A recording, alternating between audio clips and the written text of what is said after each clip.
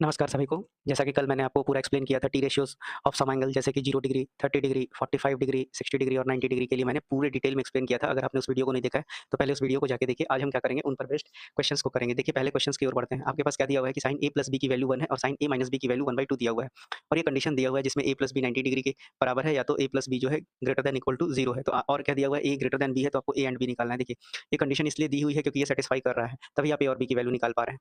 तो देखिए आपके पास क्या दिया हुआ है, आपके पास दिया हुआ है कि sin a + b की वैल्यू 1 है। तो आप यहाँ से अगर देखेंगे तो sin a + b को हम क्या लिख सकते हैं, अगर 1 है तो sin 90 की वैल्यू कल मैंने 1 बताई थी। अब दोनों तरफ कंपेयर करेंगे तो a + b कितना हो जाएगा आपका 90 के बराबर। अब हम इसको मान लेते हैं, ये मेरा इक्वेशन नंबर 1 है। अब दूसरा आपके पास a - b की वैल्यू कितनी दी हुई है, 1/2 दी हुई है। तो अब अगर हम देखें तो sin a - b की वैल्यू आपके कितनी हो जाएगी। अब 1/2 किसका वैल्यू होता है, तो ये होता है आपका sin 30 डिग्री की वैल्यू होती है। अब देखिए आपको ध्यान रखना है कि अगर आपको इधर साइन में दिया हुआ है तो इधर भी आपको साइन में ही यूज करना है। अब दोनों तरफ कंपेयर करेंगे तो a - b कितना हो जाएगा 30 डिग्री। ये हो गया इक्वेशन नंबर 2। अब अगर हम फ्रॉम 1 एंड 2 को सॉल्व करते हैं, क्या बोला मैंने, अब अगर मैं 1 और 2 को सॉल्व करता हूँ तो ये कितना हो जाएगा, a + b आपका क्या था 90 था और a - b क्या था आपका 30 था। अब इसको सॉल्व कीजिए आप, तो b से b कैंसल आउट हो जाएगा तो 2a की वैल्यू कितनी हो जाएगी 120। तो ये कितना हो गया आपका 60, यानी a की वैल्यू कितनी आ गई आपकी 60 डिग्री आ गई। अब a + b आपका क्या था 90 डिग्री था, तो यहाँ से अगर आप 60 + 9 b लेंगे तो ये 90 हो जाएगा, तो यहाँ से b की वैल्यू कितनी आ जाएगी आपकी 30 डिग्री आ जाएगी। यानी कि a की वैल्यू 60 है और b की वैल्यू कितनी आ गई आपकी 30 डिग्री आ गई। बढ़ते हैं अगले सवाल पे। आपसे अगला सवाल पूछा गया है कि अगर tan a + b जो है, tan a + b की वैल्यू कितनी है √3 है और tan a - b की वैल्यू कितनी है आपके पास 1/√3 है। तो कंडीशन दिया हुआ है कि a + b ग्रेटर दैन 0 है और a + b less than 90 degree है और a ग्रेटर दैन b है। तो मैंने बताया कंडीशन हमेशा सैटिस्फाई करेंगी आपकी इक्वेशंस को। तो इस इक्वेशन को अगर मैं सॉल्व करता हूँ तो tan a + b की वैल्यू कितनी आ जाएगी आपकी, ये हो जाएगा tan 60 डिग्री हो जाएगा। अब दोनों तरफ कंपेयर करेंगे तो a + b की वैल्यू कितनी आ गई 60 डिग्री, ये हो गया इक्वेशन 1। अब उसी तरह इसको सॉल्व कीजिए तो ये कितना हो जाएगा, tan a - b की वैल्यू कितनी हो जाएगी 1/√3, tan 30 डिग्री की वैल्यू है तो a - b कितना हो गया आपका 30 डिग्री हो गया, इक्वेशन नंबर 2 हो गया।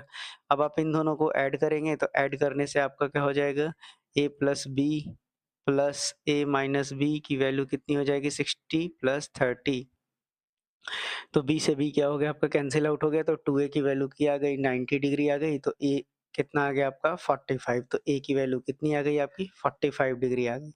अब a 45 आ गया तो किसी भी इक्वेशंस में आप पुट कर दीजिए तो कितना हो जाएगा आपका, ये 45 माइनस b की वैल्यू कितनी हो जाएगी 30, तो b की वैल्यू कितनी आ गई 15 डिग्री आ गई।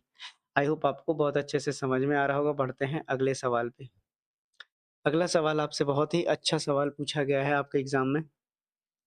बोलता है कि अगर 6x की वैल्यू सेक थीटा है और 6/x की वैल्यू आपके पास tan थीटा दिया हुआ है, तो आपको निकालना है 9 into x square minus 1/x²। यानी कि सबसे पहले तो आपको x की जरूरत पड़ेगी, फिर आपको उसका स्क्वायर करना होगा और उसके बाद आपको 1/x की जरूरत पड़ेगी और उसका स्क्वायर करना पड़ेगा। तो देखिए अगर मैं इसको लेता हूँ तो यहाँ से अगर मैं x निकालूँ तो ये कितना बनेगा सेक थीटा बाई 6। और उसी तरह से अगर मैं यहाँ 1/x निकालूँ तो यहाँ कितना हो जाएगा, ये tan थीटा बाई 6। अब देखिए अगर मैं इसका स्क्वायर करूँ तो मुझे x स्क्वायर मिल जाएगा, तो कितना बनेगा ये सेक स्क्वायर थीटा अपॉन 36। और उसी तरह से अगर मैं इसका स्क्वायर करता हूँ तो कितना बनेगा, ये tan स्क्वायर थीटा और अपॉन 36। अब आपसे पूछा है तो वो निकाल दीजिए। 9 into x square minus 1/x² पूछा गया है, तो 9 इंटू एक्स स्क्वायर कितना आ गया आपका सेक स्क्वायर थीटा अपॉन 36 और minus tan square theta upon 36। ठीक है, आगे बढ़ते हैं। यहाँ से कितना हो जाएगा 936 बाहर आ जाएगा, कॉमन लेंगे तो अंदर कितना बचेगा sec square theta minus tan square theta. अब मैंने पहले ही क्लास में बताया था कि sec square theta minus tan square theta कितना होता है 1 होता है। तो 9 चौके 36, यानी कि आपका इस सवाल का आंसर क्या हो जाएगा 1/4 हो जाएगा। पढ़ते हैं अगले सवाल पे। एक और सवाल ले रहा हूँ ताकि आपको अच्छे से समझा सकूँ। अब देखिए आपको यहाँ एक्स स्क्वायर निकालना है, तो अगर आप पहली वैल्यू को देखेंगे तो कॉसेक थीटा है, तो यहाँ से एक्स कितना निकल जाएगा, आप कॉसेक थीटा डिवाइडेड बाई 3 हो जाएगा। आपसे एक्स स्क्वायर पूछा है तो एक्स स्क्वायर निकाल दीजिए, तो कितना हो जाएगा कॉसेक स्क्वायर थीटा अपॉन 9। उसी तरह से यहाँ पर 3/x की वैल्यू कितनी है, कॉट थीटा है, तो 1/x निकाल लीजिए तो कितना हो जाएगा आपका कॉट थीटा अपॉन 3। अब 1/x स्क्वायर निकालेंगे तो कितना हो जाएगा, कॉट स्क्वायर थीटा अपॉन 9 हो जाएगा। अब आपसे सवाल में जो पूछा है उसको सॉल्व कर दीजिए, x square minus 1/x square और ये कितना हो जाएगा आपका cosec square theta by 9 minus cot square theta by 9 और यहाँ पर कितना है आपका 3 है, तो 3/9 सेपरेट आउट कर लीजिए, आपके पास बचेगा क्या, तो cosec square theta minus cot square theta. अब cosec square minus cot square मैंने 1 बता रखा है, तो 3/9 इंटू 1, 3 3 ज़ा 9, यानी कि आपके सवाल का आंसर कितना हो जाएगा, 1/3 हो जाएगा। आशा करते हैं आपको मेरे बताए हुए सवालों को समझ में आ रहा होगा। अब नेक्स्ट क्लास में देखेंगे और भी क्वेश्चंस देखेंगे या फिर उसके आगे की थ्योरीज़ को हम देखना चालू करेंगे। Thank you.